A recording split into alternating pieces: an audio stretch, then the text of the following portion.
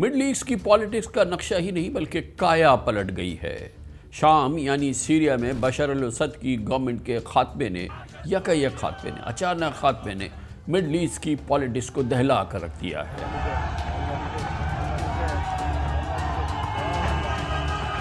सिर्फ 12 दिनों में 13 सालों की खौफनाक सिविल वॉर थम चुकी है और 54 साल से जारी असद फैमिली के इक़्तिदार का भी खात्मा हो गया है। लेकिन इस तब्दीली से इनडायरेक्टली ईरान को सबसे बड़ा झटका लगा है। खित्ते में बैलेंस ऑफ पावर तब्दील हो चुका है। पर्शियन गल्फ रीजन में ईरान का इन्फ्लुएंस और उसकी सरपरस्ती में प्रॉक्सीज का असर रसूख सुकड़ चुका है।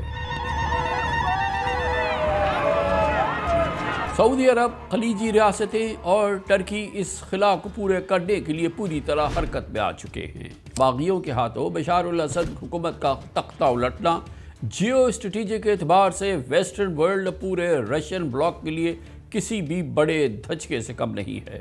अहम बात यह है कि इसराइल और यूक्रेन के तनाज़ात में उलझे हुए तेहरान और मॉस्को अपने अहम इत्तेहादी बशर अल असद की कोई मदद नहीं कर सके।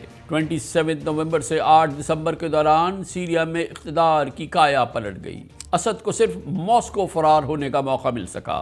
बागियों की तंजीम HTS यानी हयात तहरीर अल शाम की जानिब से अबू मोहम्मद अल जोलानी ने सरकारी TV पर फतह का ऐलान किया।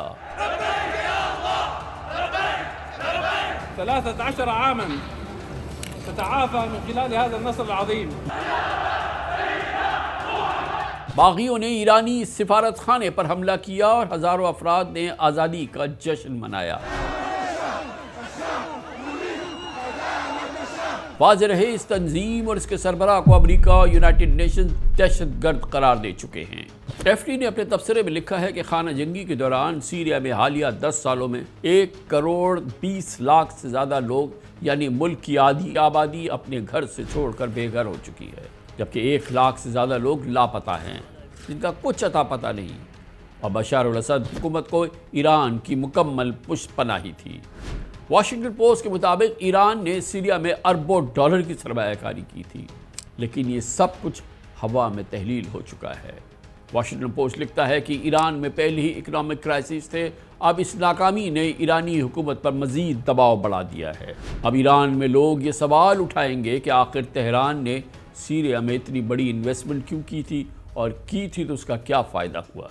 आइए बात करते हैं असद हुकूमत के खात्मे से खित्ते में क्या कुछ बदल सकता है और इसकी ईरान समेत बाकी दुनिया पर क्या असरात होंगे। सबसे पहले तो ये समझें कि सीरिया में बशर अल असद की हुकूमत ईरान के लिए एक फ्रेंडली रिजीम ही नहीं थी खाली, बल्कि एक एसेट था, एक स्ट्रेटेजिक वेपन था।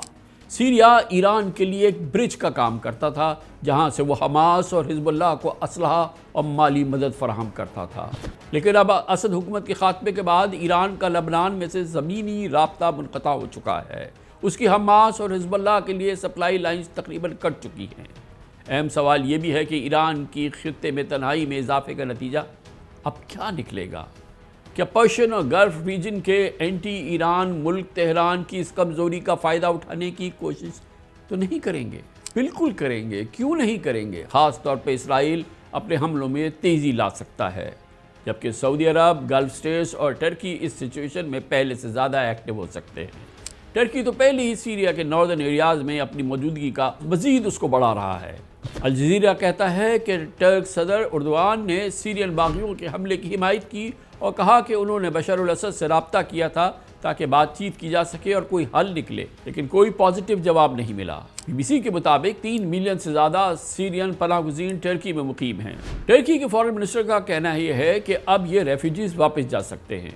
उनका ये भी कहना है कि टर्की सीरिया में मौजूद कुर्द ग्रुप्स के ख़िलाफ़ अपनी कार्रवाई जारी रखेगा, जिन्हें वो दहशतगर्द कहते हैं। काबिल गौर बात यह है कि बशर अल असद की हुकूमत का तख्ता उलटने से 2 दिन पहले ईरानी फॉरेन मिनिस्टर ने इराक़ से हिमायत लेने के लिए बगदाद का दौरा किया था, लेकिन इराक़ ने अपनी फ़ौज भेजने से इनकार कर दिया। याद रहे कि सीरिया में खाना जंगी के ज़माने में बगदाद ने तेहरान का साथ दिया था, लेकिन सियासत की करवट बदलते ही इराक़ की करवट भी बदल गई है। उसने अपनी पॉलिसी तब्दील कर ली है।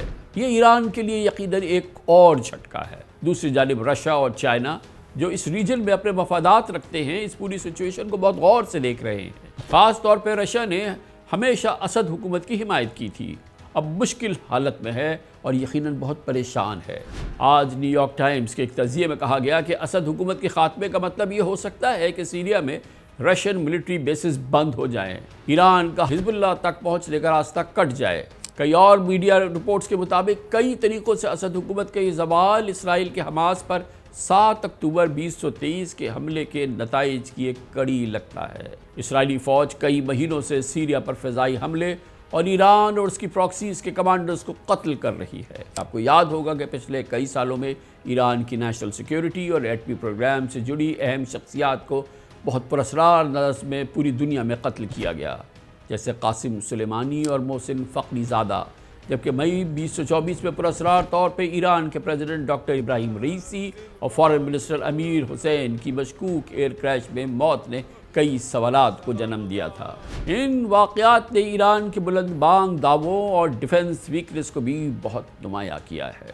کمزور نظر آیا ہے ایران۔ 2020 سے لے کے 2024 تک تہران نے اپنے 5 ایٹمی سائنٹسٹ کے قتل کا مشاہدہ کیا۔ مسعود علی محمدی، ماجد شہریاری، داریش رضائی نژاد، مصطفیٰ احمدی روشن اور محسن فخری زادہ، یہ پانچوں سیاستدان ایران کے نیوکلیئر سائنٹسٹ، ایران کے ایٹمی پروگرام کے کلیدی اراکین جو اس کے آگے بڑھانے میں اہم کردار ادا کر رہے تھے، یہ سب دنیا سے رخصت ہو گئے پراسرار حالات میں۔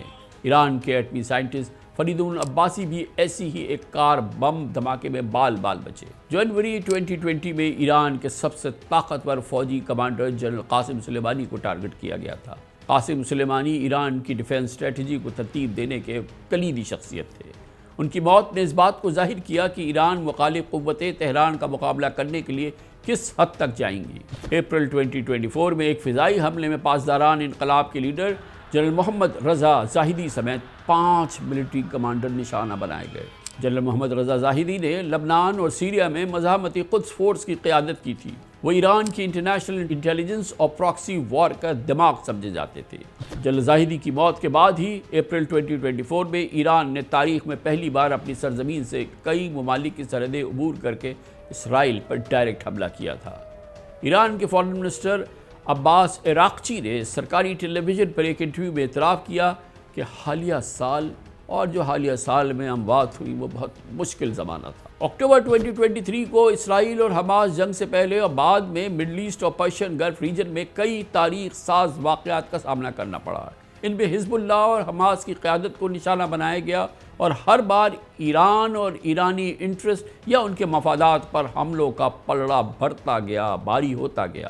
جولائی 2024 میں حماس کے سربراہ اسماعیل ہانیہ نے نئے ایرانی صدر کی حلف برداری میں شرکت کے لیے تہران میں جب وہ موجود تھے ایک فضائی حملے میں مارے گئے، اور یہ بہت بڑی امبیرسمنٹ تھی ایران کی اور ایران کے نیشنل سیکیورٹی ایپریٹس کی۔ سپٹمبر 2024 میں حزب اللہ کے سربراہ حسن نصر اللہ اور پھر اکتوبر 2024 میں حماس کے سربراہ یحییٰ سنوار اسرائیلی حملے میں ہلاک ہوئے، جبکہ اب سیریا میں اسد گورنمنٹ کا تختہ الٹنے نے ایران کو ناقابل تلافی نقصان پہنچا دیا ہے۔ اے پی نے رپورٹ کیا ہے کہ سپریم لیڈر آیت اللہ علی خامنئی کے اہم ایڈوائزر علی اکبر ولایتی نے ایک بار پھر بشار الاسد اور سیریا کو خطے میں مزاحمتی زنجیر کی مضبوط کڑی انہوں نے قرار دیا تھا۔ ان کا کہنا تھا کہ سیرین گورنمنٹ کے بغیر یہ زنجیر ٹوٹ جائے گی، اسرائیل اور اس کے حامیوں کے خلاف مزاحمت کمزور پڑ جائے گی۔ اس وقت انٹرنیشنل میڈیا کے تبصروں میں چیموں گوئیاں ہو رہی ہیں، ریومرز ہیں، گفتگو ہو رہی ہے کہ ایران کے سپریم لیڈر آیت اللہ خامنئی کے حوالے سے انتظار کیا جا رہا ہے۔ قیاس آرائی جاری ہے کہ خامنئی کے بعد بھی کنٹرول تو پاسدار انقلاب کا ہی ہوگا، لیکن شاید ایران میں وقت آ رہا ہے کہ کوئی ماڈریٹ اور خالص ماڈریٹ لیڈرشپ آگے آئے۔ عالمی میڈیا میں اس کنسرن کو بھی ظاہر کیا جا رہا ہے کہ پے در پے نقصانات کے بعد ایرانی ایٹمی دھماکوں کا تجربہ کر کے پوری دنیا کو چونکا سکتا ہے۔ بہرحال ایران جو ہمیشہ خطے کی جیو اسٹریٹجک پالیٹکس اور پراکسی وارز میں ایک بڑا پلیئر رہا ہے، اب مشکلات میں گھرا ہوا ہے۔ اسے اپنی اسٹریٹجی کو ریویو کرنے پر مجبور کیا جا رہا ہے۔ آج نیو یارک ٹائمز نے کہا کہ ایران کو اب ڈائیلاگ اور ایٹمی پروگرام کے درمیان میں سے کسی ایک پر فیصلہ کرنا ہوگا، مذاکرات کرنے ہوں گے یا ایٹمی پروگرام بنانا ہوگا۔ ایران کیا کر سکتا ہے، اس کو کیا کرنا چاہیے، اس بارے میں کمنٹ سیکشن میں اپنی رائے سے ہمیں ضرور شیئر کیجیے۔